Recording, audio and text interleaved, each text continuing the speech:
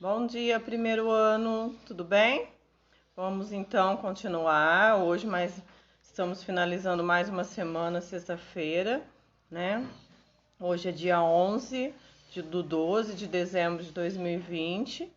Nós iremos fazer então a sequência da apostila das páginas 148 a 152, onde nós não tivemos porque nós fizemos a avaliação, né? A explicação de como teria feito como vocês fizeram a avaliação. E hoje, como a Pro disse, nós vamos dar continuidade na sequência da apostila. Nós vamos então para a página de número 148.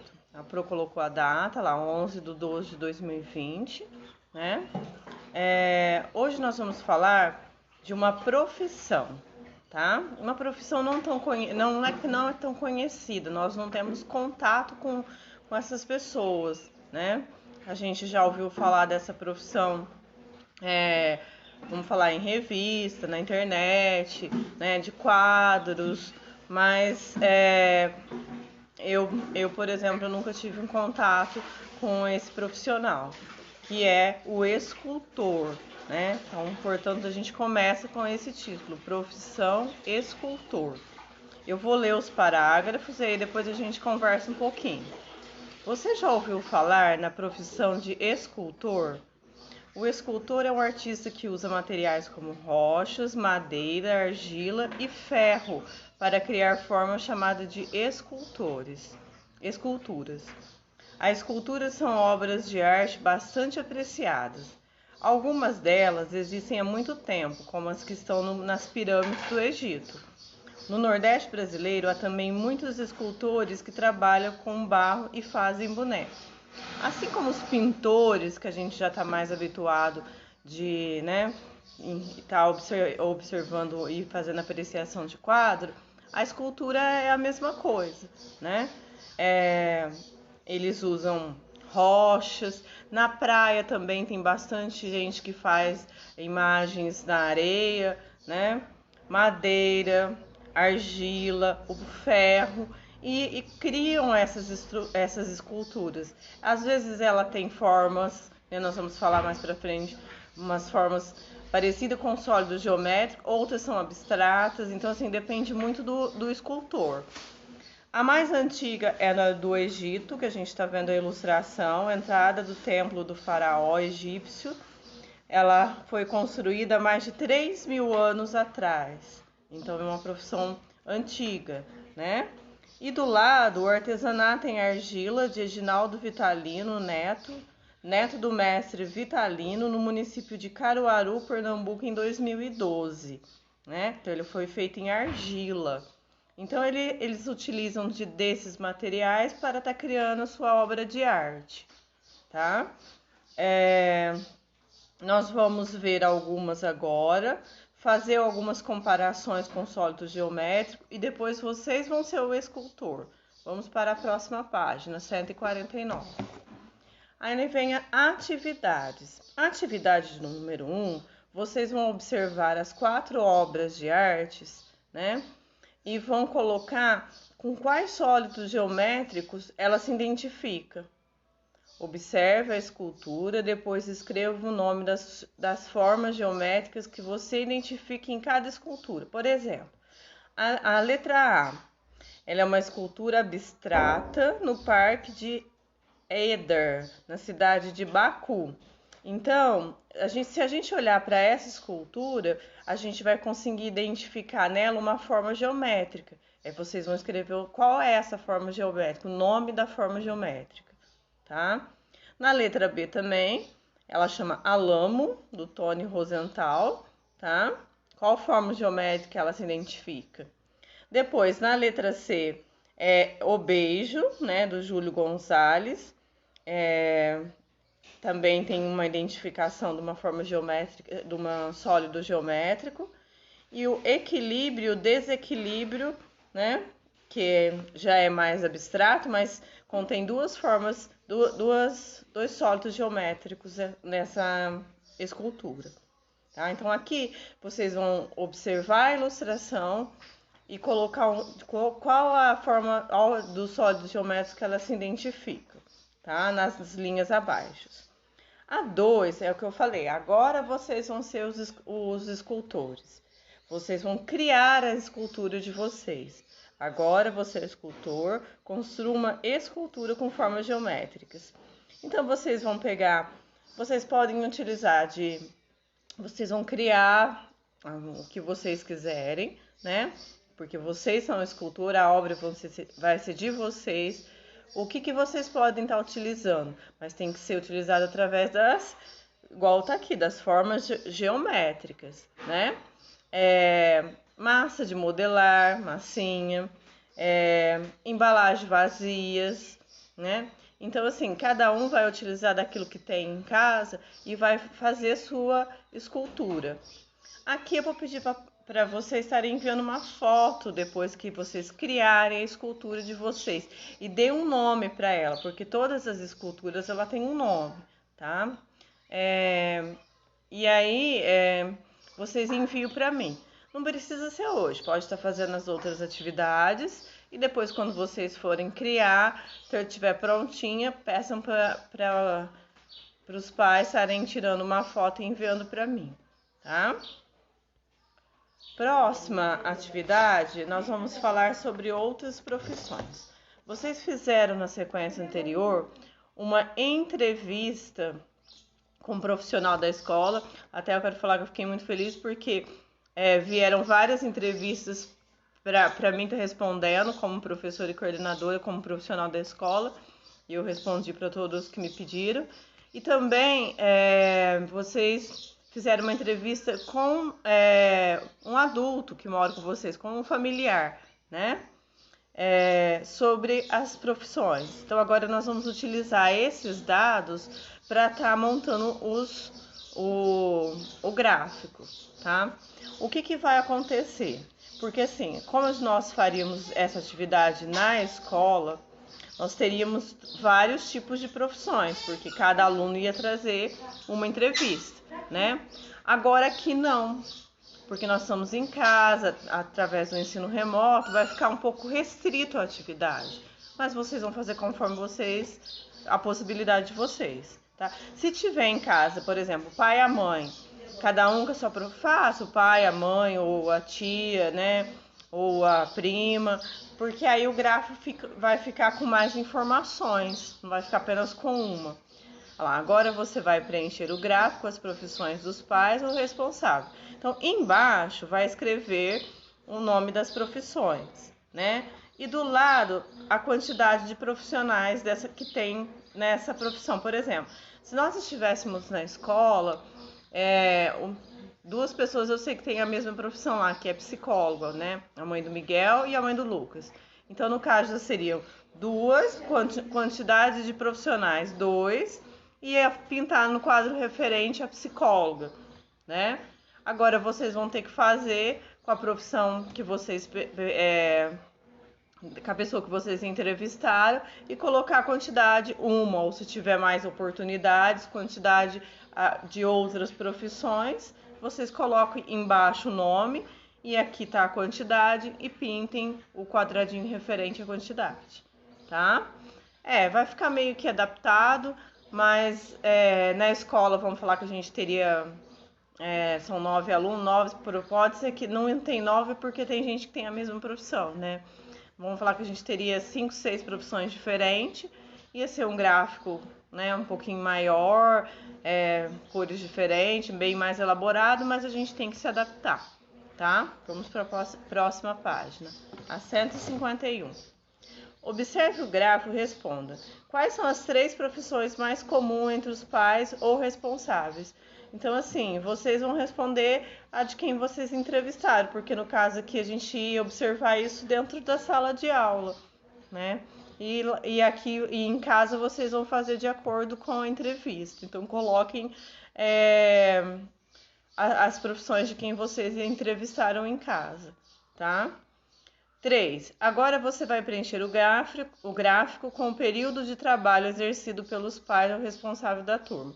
Então, o mesmo a quem respondeu o gráfico anterior, o que só vai mudar agora vai ser o período de trabalho.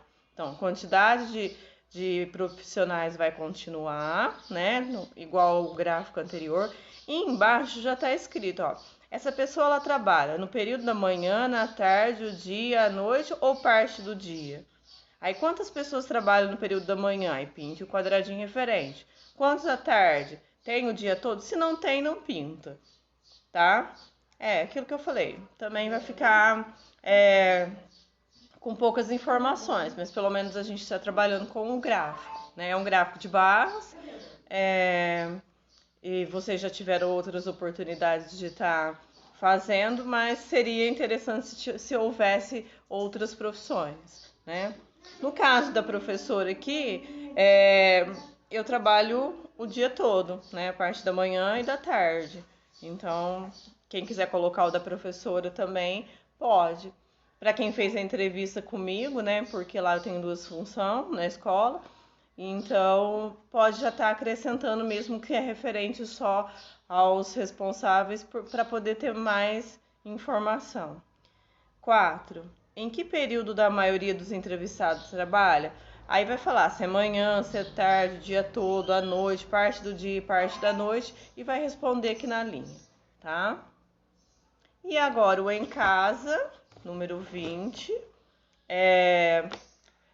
são 3 questões. A primeira, em sala construímos as esculturas com forma geométrica. Isso não foi feito na sala, vocês vão fazer, né?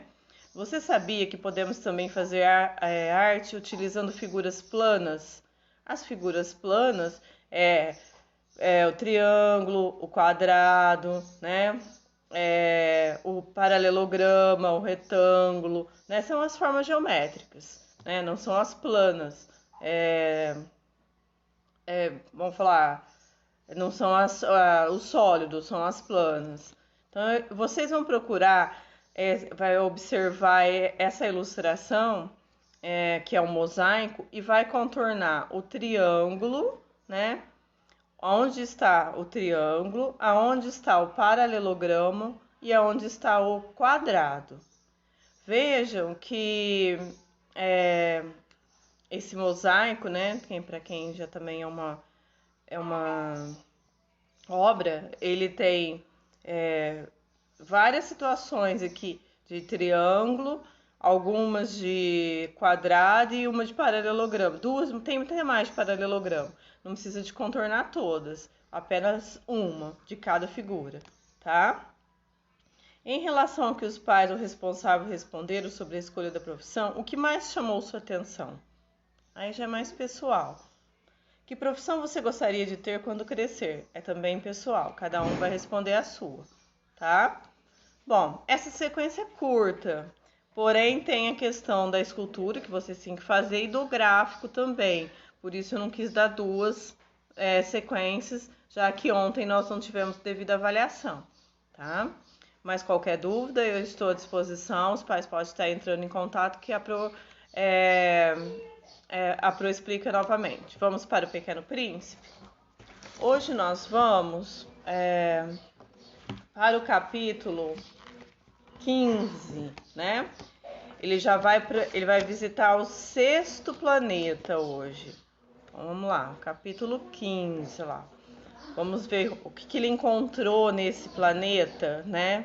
Lembra que o outro ele até gostou, porque ele viu que a pessoa, né, o rei, a pessoa que morava nele tinha uma certa utilidade, né? Hoje vamos ver 15, capítulo 15.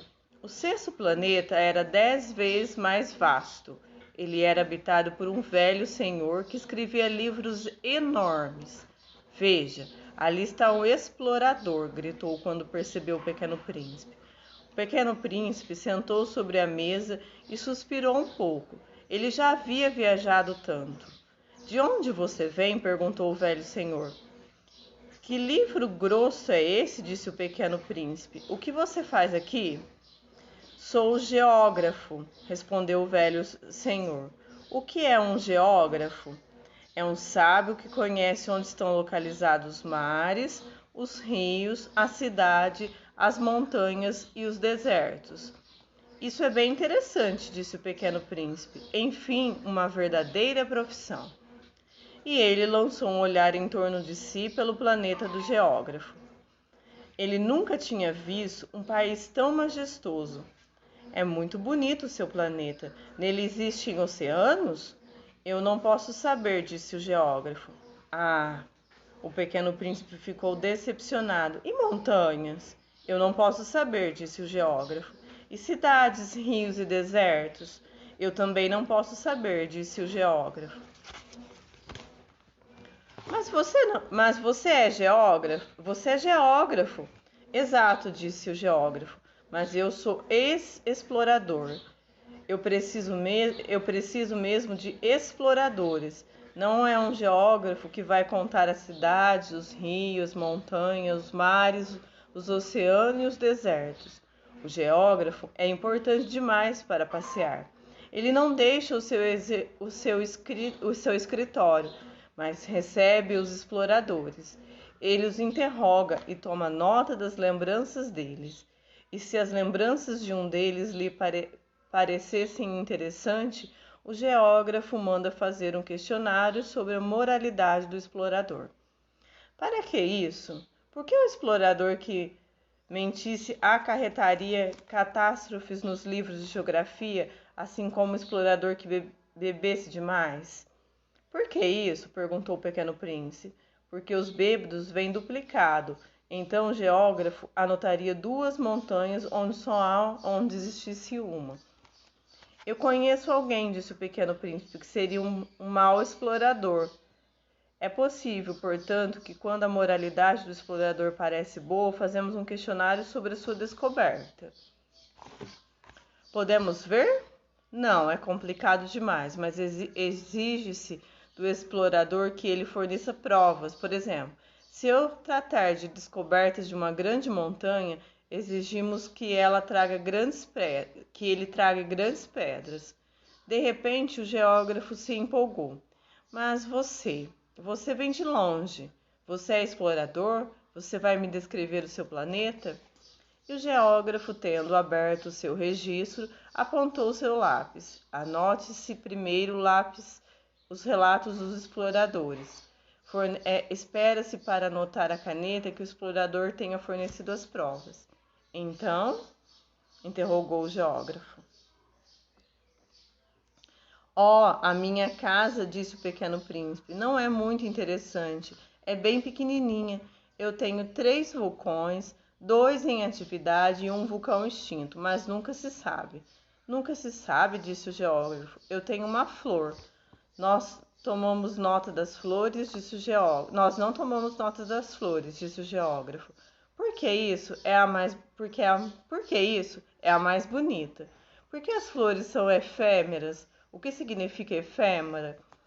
As geografias, disse o geógrafo, são os livros mais sérios de todos. Elas não saem da moda nunca. É muito raro que uma montanha mude de lugar. É muito raro que um oceano seque. Nós escrevemos coisas eternas.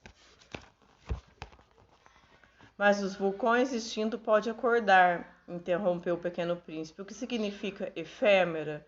Que os vulcões sejam extintos ou acordados dá no mesmo, disse o geógrafo.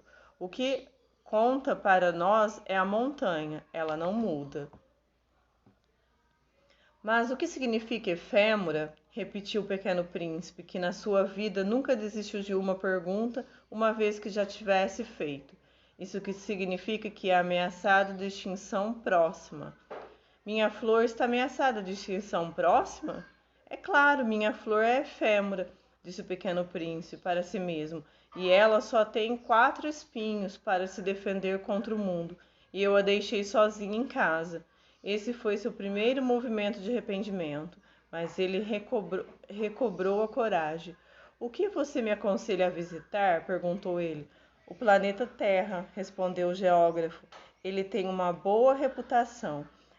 E o pequeno príncipe foi embora pensando na flor. Então agora, nesse planeta, ele conheceu uma das profissões, né? Que nós estamos falando de profissões, que é o geógrafo, né? Que estuda os rios, mares, os oceanos, montanhas, né? Só que, na realidade, não tinha como ele fazer esse estudo pelo fato de que não havia habitantes, somente ele, né? E aí, como sempre, o Pequeno Príncipe começou a fazer alguns questionamentos e ele lembrou da flor, né? E com isso veio aquela questão dele ter se arrependido de ter deixado ela sozinha, né? Mas o geógrafo achou que ele poderia ser um explorador, né? Mas que a flor não era, pelo fato de que ele estuda das coisas eternas, né? A montanha, ela não vai sair de lá, né? Já a flor tem uma diferença. Mas foi uma nova experiência para ele, e a indicação do geógrafo foi que ele visitasse o nosso planeta, que é a Terra. Então, na segunda-feira, a Pro vai ler o capítulo 16, né? Que ele vai chegar então até o planeta Terra, que foi aonde o geógrafo orientou que ele pudesse explorar e conhecer mais coisas diferentes, tá? Eu espero que vocês tenham gostado desse capítulo. Na segunda-feira a gente continua a sequência da apostila Anglo, né? E assim que vocês foram terminando as avaliações, algumas crianças já enviaram, outras ainda não. Vocês vão enviando as fotos, que eu já vou corrigindo por foto e dando a nota, depois vocês deixam no colégio. Como eu já disse, esse ano as avaliações vão ficar na escola como arquivada, né, como documentação. Então a gente precisa dessas avaliações depois no colégio, tá? Um beijo, até segunda-feira, se Deus quiser, né? Aproveitem o final de semana, descansem. Na segunda-feira nós retornamos com atividades da sequência da apostila, que a gente também já está quase encerrando. Tanto a apostila quanto o ano, também quase entrando de férias. Mas qualquer dúvida eu estou à disposição, tá? Beijo, até segunda.